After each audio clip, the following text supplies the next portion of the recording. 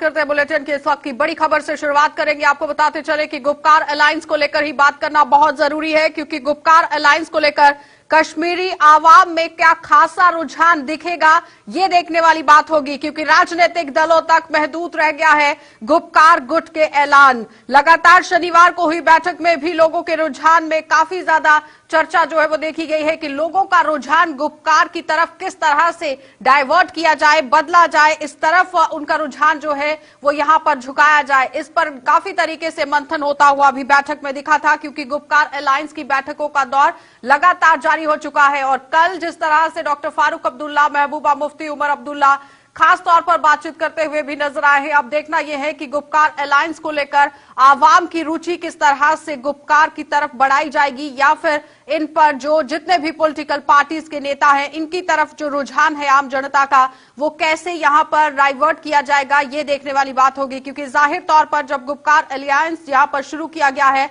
तो काफी तरीके से काम करने की कोशिश भी की जा रही है, जिसमें धारा 370 और 35A के मुद्दे को लगातार सुर्खियां बटोरते हुए बात करते हुए ये लोग यहां नजर आ रहे हैं। लेकिन इसमें लोगों का रुझान कितना दिखेगा ये बड़ा सवाल रहेगा। क्या आम जनता गुपकार डिक्लेरेशन के मद्देनजर रखते हुए जितनी भी पार्टीज वहां पर काम करती हुई नजर आ रही है उनके साथ क्या आम जनता चलने वाली है या नहीं, ये आने वाला समय बताएगा। क्योंकि डॉक्टर फारूक अब्दुल्ला, महबूबा मुफ्ती और उमर अब्दुल्ला अब एकजुट होते हुए नजर आ रहे हैं, और जाहिर तौर पर यहां जो एक सरगर्मियां पैदा करने की कोशिश की जा रही है वो देखने वाली बात है। क्योंकि कल भी डॉक्टर फारूक अब्दुल्ला ने साफ कर दिया है कि वो देश विरोधी नहीं है, बिल्कुल देश के साथ चलकर काम करने वाले हैं। और सीधा रुख करेंगे, इस वक्त हमारे सहयोगी तजम्मुल हमारे साथ जुड़ चुके हैं। तजम्मुल, जिस तरह से ये अटकलें भी लगाई जा रही हैं कि रुझान आम जनता का किस तरह से ये आम पार्टी जितने भी राजनेता वहां पर मौजूद हैं गुपकार अलायंस के अंदर, वो किस तरह आम लोगों का रुझान अपनी तरफ खींचने की कोशिश करेंगे, क्या कवायद चलाई जाएगी?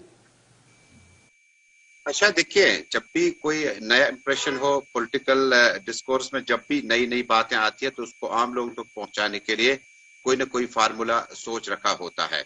जम्मू कश्मीर में जब जब मेन स्ट्रीम पार्टियां लॉन्च हुई तो अवाम को बहलाने, फुसलाने, धोखे में लाने के लिए हमेशा से कोई ना कोई तरतीब फार्मूला दिया होता है। किसी वक्त में वर्किंग ग्रुप की रिकमेंडेशंस, किसी वक्त में दिनेश्वर कुमार की तैनाती, किसी वक्त में इंटरलोक्यूटर को यहाँ लाना, और उसके बाद अपनी पार्टी के लॉन्चिंग के फौरन बाद आप मान लीजिएगा कि नेशनल कॉन्फ्रेंस और पीडीपी का नया जन्म हुआ। क्योंकि इन दोनों पार्टियों को जिस तरह से 35 से 370 खत्म करने के बाद मरकज ने तकरीबन दफन करने की कोशिश की थी, और जम्मू कश्मीर में अब मेन स्ट्रीम पार्टियां क्या दोबारा उभरेंगी ये भी एक ख्वाब था। लेकिन वही कहते हैं ना कि जिस तरह से मेन स्ट्रीम पार्टियों का जो तजुर्बा होता है, जिसमें पूर्व मुख्यमंत्री जिनमें फारूक अब्दुल्ला, उमर अब्दुल्ला जो कि यूनियन मिनिस्टर भी रह चुके हैं, दोनों बाप बेटे, उसके बाद महबूबा मुफ्ती मेंबर पार्लियामेंट, लगातार 2 कार्यकाल उन्होंने निकाले, उसके बाद चीफ मिनिस्टर भी बनी, और जिसके बाद ये तजुर्बा जो है कहीं ना कहीं गुपकार डिक्लेरेशन।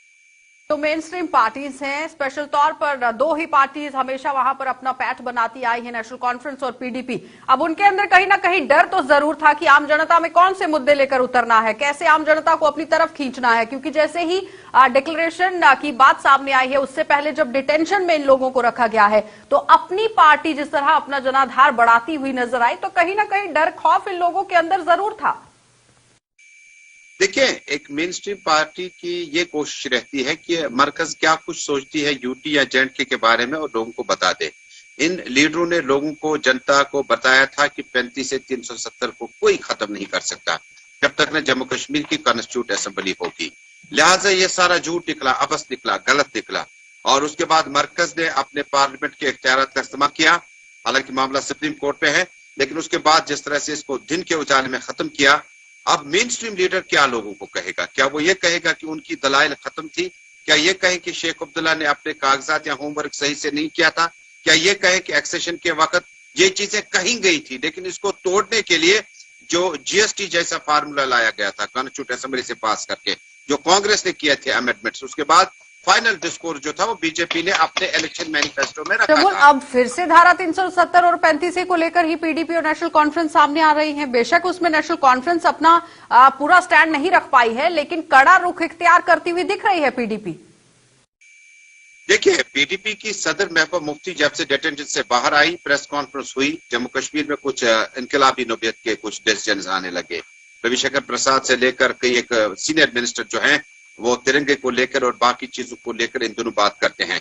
हालांकि जान में जान आ गई मेन स्ट्रीम लीडरों की। जब महबूबा मुफ्ती बाहर आई, जो चीजें उन्होंने कही, उसके बाद कल आपने देखा कितनी गहमा गहमी और स्टॉलवार्ट लीडर्स, फॉर्मर 3 चीफ मिनिस्टर्स एक साथ बैठे थे और यूपी के अलायंस की तरह, बिहार के अलायंस की तरह कुछ बातें चल रही हैं। शायद इलेक्शन में इस तरह से माहौल बन सकता है, लेकिन मेन स्ट्रीम लीडर जवाबदेह हैं, अकाउंटेबल हैं बैक होम, घरों में वो अपने अपने अकाउंटेबल हैं। आप लोग क्या झूठ बोलते आए अभी तक? 35 से 370 को हाथ नहीं लगाया जा सकता।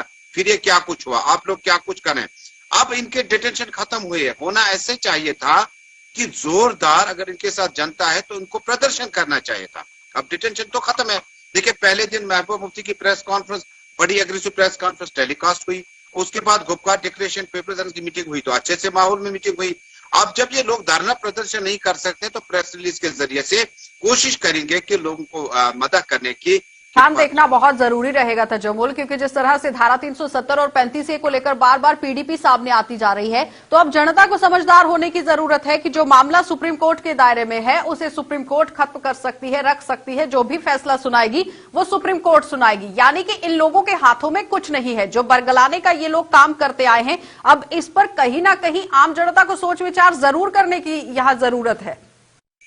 देखिए, जनता जरूर करेगी, लेकिन वो 6 साल, अब तो 5 साल ही हो गए, 5 साल में एक बार करती है। बाकी 5 सालों में न जनता के बारे में कोई सोचता है और ना ही जनता ने इनके बारे में कुछ सोचा होता है। अपने काम एग्रीकल्चर, हॉर्टिकल्चर, एजुकेशन, बाकी काम जो आपके हैं आप कर लेते हैं।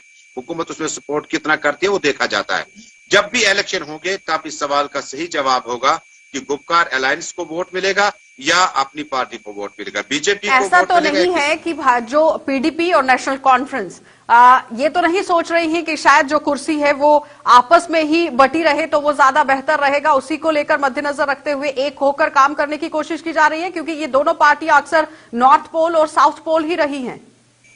देखिए, बीजेपी से ज्यादा खतरनाक दुनिया इन दोनों पार्टियों की है। और जम्मू कश्मीर की राजनीति में आज आपको एक हिस्टोरिकल चैप्टर क्लोज हो गया। जब आप दोनों पास में आते हैं तो सज्जाद लोग कहते हैं बीजेपी ने एक काम तो किया, हम दोनों को पास लाया। लेकिन मैं आपको वसूख से कहूंगा कि शेख अब्दुल्ला डायनास्टी पॉलिटिक्स, मुफ्ती डायनास्टी पॉलिटिक्स, जो आपस में इनकी कंट्रोवर्सी थी वो खत्म हो गई। आप शेख साहब के मतलब बोल ही नहीं सकते हैं कुछ, आप एक्सेशन पे बात ही नहीं कर सकते हैं, आप फारूक अब्दुल्ला के पाकिस्तान मुजफ्फराबाद पे दिए गए फार्मूले पे बात ही नहीं करते हैं, आप महबूबा मुफ्ती के बीजेपी के साथ मिलने पर बात ही नहीं कर सकते हैं। रीजनल पॉलिटिक्स का जो सेटअप था वो खत्म हो गया। आपस में मिलने का जो दौर है वो इसीलिए शुरू किया गया है कि जो कुर्सी है वो बनी रहे और जम्मू कश्मीर के अंदर जो पीडीपी और नेशनल कॉन्फ्रेंस की पार्टी है उसी के हाथ में जाए। ये जानी कि लगातार जनता को अब बरगलाने की कोशिश भी की जाएगी। बहुत बहुत धन्यवाद।